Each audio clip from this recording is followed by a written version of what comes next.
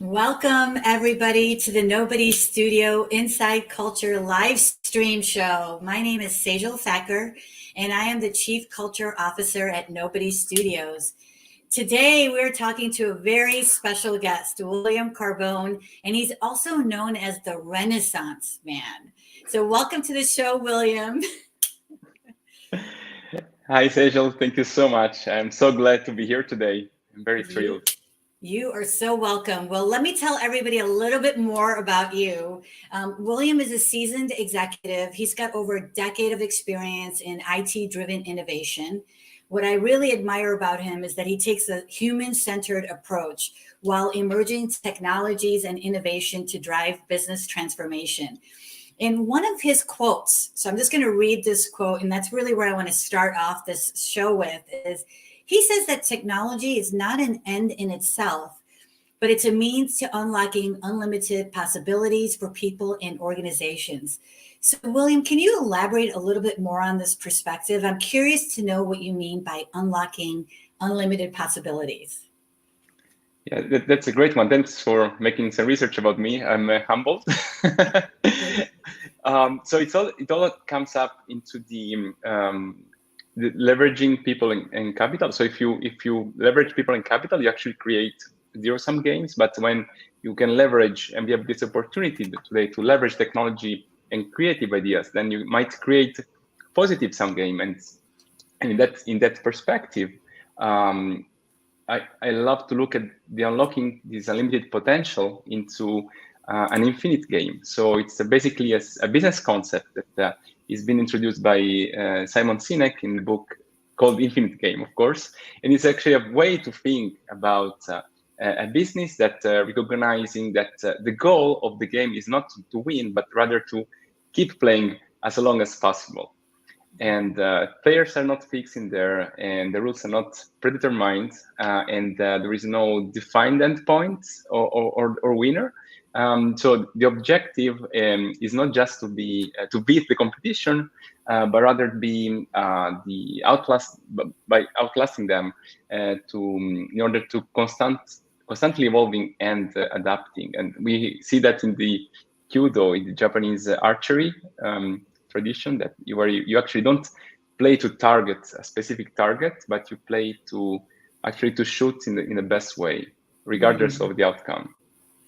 I love that. I really do. I mean, I that really resonates with me a lot, and I love and really admire sort of like how you're taking that sort of philosophy and bringing it into the studio, right? When I looked at kind of what you're representing and what you're bringing to this kind of collaboration between the Adjacent Possible and Nobody Studios, I really love and admire your deep appreciation for how you bring people, leadership, and technology together. So it was really one of the highlights of our studio's journey when we joined forces together. So I love asking this question to everybody that comes on the show is what we've always said that we're going to be defined by the people who we attract to this journey. And so can you tell us a little bit about what inspired you to join the Nobody Studios journey?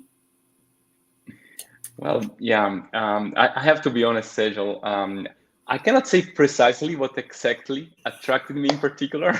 It was more like a mosaic, beautiful on its entirety, and then with some details, small details that are really meaningful on their own. Um, some aspect, however, of the studio's culture, for sure was people first. I'm a people person, so some of these aspects that stood out to me was the commitment to innovation and creativity, all the emphasis on the teamwork and collaboration, regardless of geographical boundaries. It's everything digital nowadays, and Nobody Studios performed that super well. And also the focus on putting people first, as I was saying, because this also gives us a possibility to dedicate ourselves to transparency and openness. Absolutely. And, that's actually what I was going to focus with you on today is the people first core value, because, that term can be interpreted differently by different people, right? So let's get everybody on the same page. I know you just mentioned a lot of great characteristics of what a people first culture looks like. But how do you define that term, people first, as a core value? What does that mean to you? Curious. Well, it has actually a lot of meanings, because everywhere you will even build a business, you always have a person behind. People may argue now that with development of AI, you would have machines behind decisions, but let's say that at the end, at the very core of particular decisions, there are always humans. So that's why even when I speak about artificial intelligence, I speak about the human centered approach, or augmented intelligence, because the human factor, one of my great mentors always spoke about the human, the H factor, which is the human factor inside the technological revolution, so that you can empower workers to achieve better outcomes. I can make a distinction between the hardware people and the software people, let's say, even though it's very black and white one, but it's like the hardware people will have a high depreciation cost, and they will not really get updated that easily, while the software people are a little bit more, they can update, they can transform, they can become someone else. They can go ahead of the curve in this hyper fast world. And so this is actually why I love to work with people, even though all the pandemic didn't help us in that direction. So I'm super happy when I can meet people in person, and it's much better than just working online all day. And even though sometimes we have to, but the people first is always the core thing of the culture. Like beyond every skill, capability, you can focus on the behavior of people as well, and get the best out of them. I think everybody can improve and work on their skills to achieve greater goals when they are inserted in a community context as well. Yeah, I agree. I think that's one of the things that drew me to the studio as well, is the fact that, our chief nobody wanted to make sure that culture was one of our priorities from the beginning. I mean, when I got involved, that was over a couple of years ago. And I remember some of our first conversations, and I was really surprised that, he had such a focus on culture right from the beginning. And and all of our leadership team, we're always looking at how do we improve? What can we do, especially as we're looking to scale? So for people that don't know about sort of our collaboration, companies are combining now today in record numbers. We're seeing it all over. Every partnership is stressful, right? There's a lot of things we want to consider when we're looking to join another organization. Financial standpoint, obviously, that's a huge priority. But there's also the people and process perspective. And, I know we both agree on this, that culture is a priority, but it becomes even more important when you're looking to integrate cultures together. And so when you were looking at Nobody Studios before us joining together, what were some of the things that stood out to you as what makes Nobody Studios unique as a company? And then we can talk a little bit more specifically about culture and what drew you to our culture at Nobody Studios. Exactly the word culture, the fact that Nobody Studios had culture focus, which is, believe me, it's not that common nowadays, even though it's becoming an increasingly important aspect. So it's something very significant.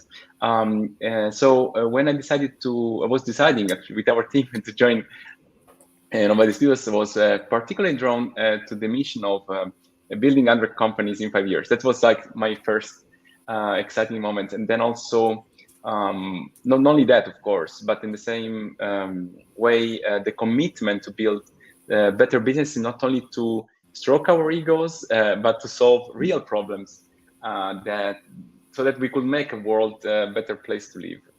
And what I remember from the first interaction was that I was really impressed by the focus on creating a more inclusive future. So there was a goal of making wealth creation accessible for all. This was something so important.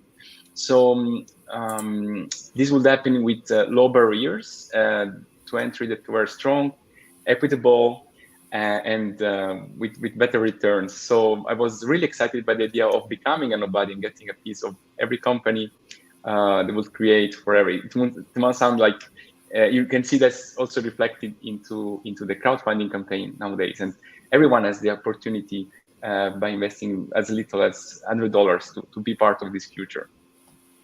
Oh, I know. The equity crowdfunding campaign is such a talking about people first, right? This is where you see companies talking about core values like people first, and then you start looking at what really are they doing. Our number one example is our equity crowdfunding campaign. Like that is us walking our core value, because we are inviting people from all over, like you said, for as little as $100 to not, I mean, again, I say this all the time, that the money investment is just a little piece of it. I'm more excited about the fact that people have the opportunity to help us build together. I mean, as you know, our goal is to build 100 new companies in 5 years. It's going to take a massive amount of people to bring their talent across the globe to helping us reach that place, right? So for people that are watching this, I love asking this question. Can you share a couple of examples of, experiences that you've had personally with your interactions with Nobody Studios that are some other examples besides the equity crowdfunding campaign, but some other examples of how we really are walking our talk when it comes to our people first core value? I can really relate that, especially coming from a corporate background and seeing the difference, even though I had like more than 2 years now on entrepreneurship journey. I saw that actually to me, I saw a lot of prioritization on the well-being, the growth, and success of the employees of and partners of Nobody Studios, also the investors and the customers above all else. And that means that you actually prioritize for really the well-being. It's the start. Like if you have a health, you have everything, but also we want to see them succeeding and we want to see them shining, right? And also, I really believe for what I experienced, not only seen, it's all about creating a culture of empathy, respect, and support, where everyone, really, literally everyone, feels valued, heard, and empowered to contribute their best work. And I'm making a compliment to you also, Sejal, because that's a great job that has been accomplished there. And I've seen the value play out in a number of ways. Nobody Studios so far, for example, there was some efforts to maintain a strong sense of community and connection through virtual team. There was the team building events like in Christmas time, or we have a lot of open communication channels and regular check-ins. Everybody cares. Like there is a spirit of caring for each other in the real sense. And another example of people first at Nobody was the real commitment through diversity, equity, and inclusion. So the company actively the studio seeks out and celebrates diversity in all its forms, and able to recognize also different perspectives and experiences that are really essential for the innovation success. So I know that this is an integral part of Nobody Studios culture and approach to business, which is so important. So if that is prioritized, then on one hand, the well-being and success of everyone involved, then the studio, and so all the companies that are generated, then they're able to create an environment that can foster creativity, collaboration, and lastly, but very importantly, the meaningful impact to the world. And we do things as Monday meditation sessions, and there's also part of that journey, which is super exciting. Thank you. No, I appreciate everything. I love asking that question because everybody's experience is different, and that's there's so many things about Nobody Studios that really excites me, but I love the fact that people can kind of choose, how much they want to give and how they want to give, right? So I remember last year, there were several members on our leadership team that were dealing with personal issues. And it was really, really nice to just see the leadership team sort of come together. And, we offer flexible schedules to people. We offer a lot of different collaborative ways to engage with us and work structures for whatever works for different people, so that we can provide people with support. And I just remember when I went through my own situation, last summer, I went through a housing crisis, and I was getting messages from our chief nobody, Mark McNally. He was texting me to make sure I was okay. Our Tiffany Hansen was always our chief of staff and director of operations, was regularly checking in on me.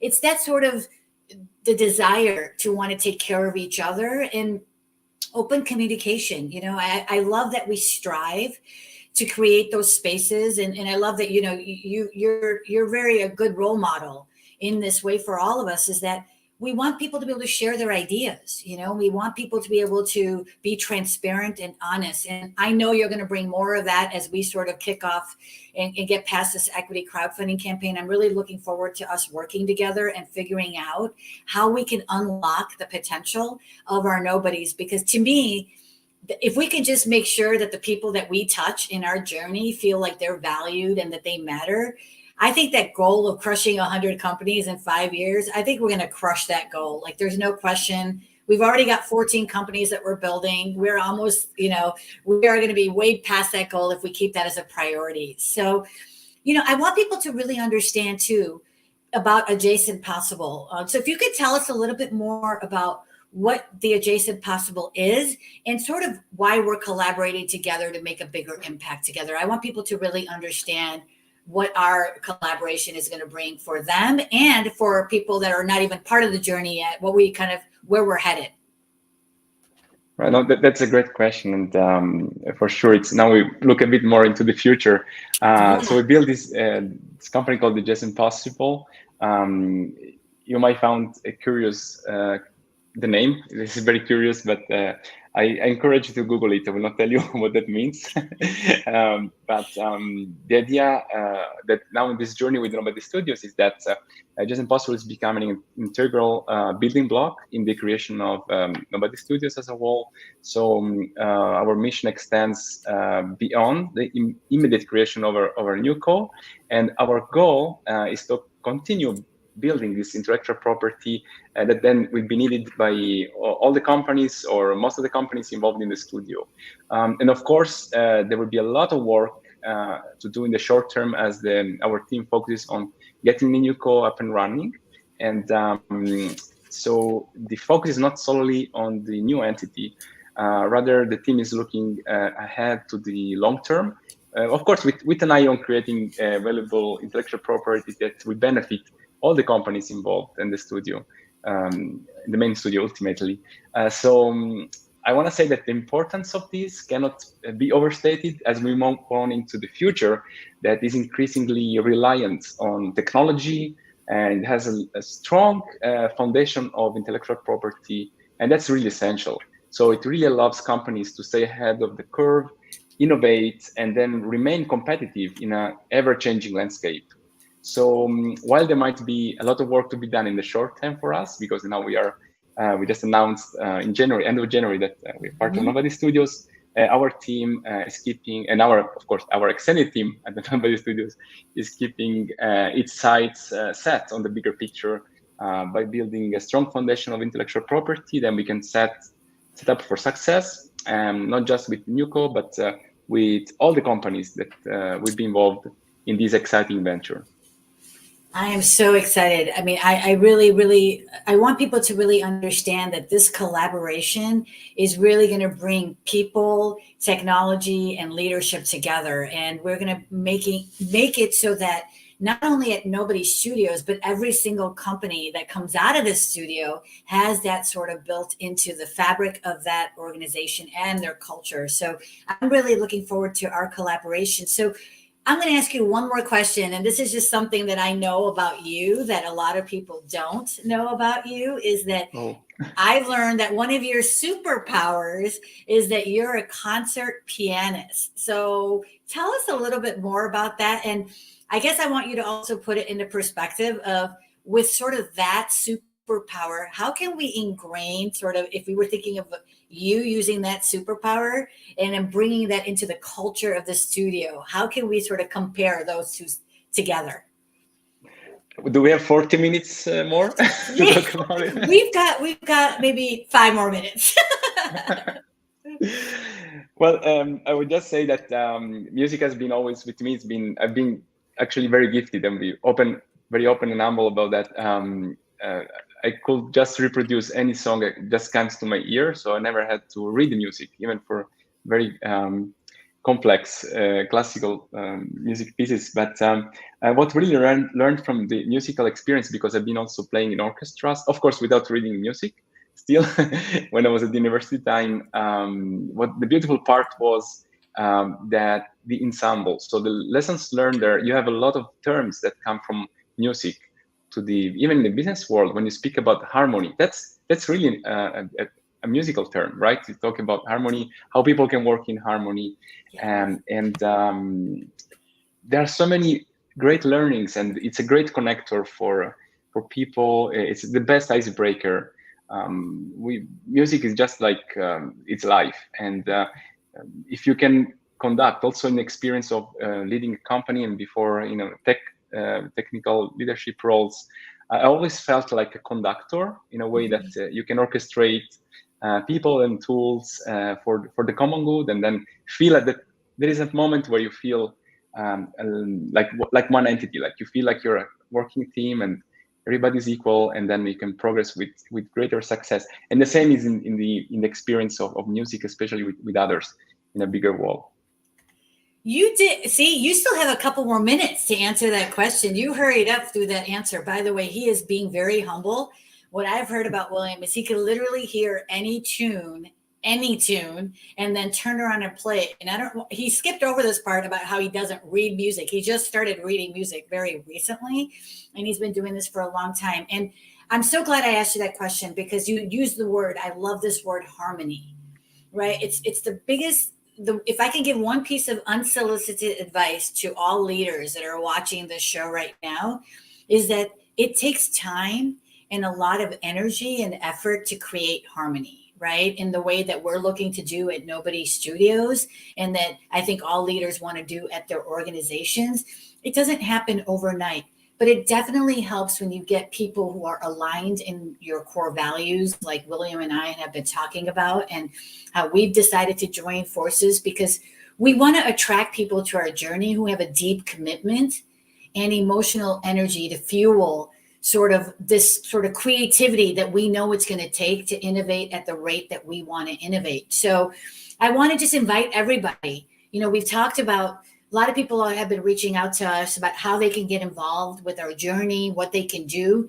There's a lot of different ways to get involved with Nobody Studios and help William and I reach sort of the goals that we've set, which are pretty audacious, right? So if you want to get involved with our studio, you could do a lot of things. You could bring your talent, you could bring your influence, you could bring your capital. Go to nobodystudios.com, look at the Join the Journey page. There are a lot of different ways to get involved, right? And we value your contributions. We're always grateful for all the people that have gotten us to this point.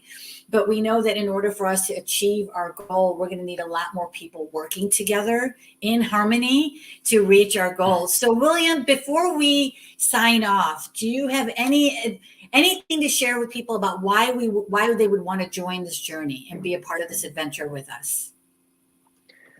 Well, in a sentence, I think you actually have the opportunity to experience the future of venture building, and just like with the best people, like the best people that you can find on the planet, and also have fun through the process, and really have the opportunity, not just the assurance, because it's more an opportunity to learn and to make your ideas shine. So that's what it means to me, and of course many more things that we actually just spoke about. But I think the people behind Nobody Studios are really magic. Oh, thank you so much. What a great way to end. Bring your talent, contribute to the companies, come build with us, right? We know that this is going to be an adventure of a lifetime. Thank you so much, William, for joining me here today. I really appreciate your time, and I can't wait till where we go in accomplishing our mission but beyond. I know that we're going to be collaborating in a lot of different ways. Thank you again. Thanks everyone for being here this week. Next week, we have some incredible interviews scheduled with some great people. My really good friend, Kimberly Weefling, is going to be talking to us about how we're looking at, creating a culture virtually by doing some team building together. We're going to be talking with other folks as well next week about sort of how we're really building this culture from the ground up. So thank you again. We'll see you next week. Have a great day. Thank you so much, and happy St. Patrick's Day. Yes, that's right. Thank you. Bye.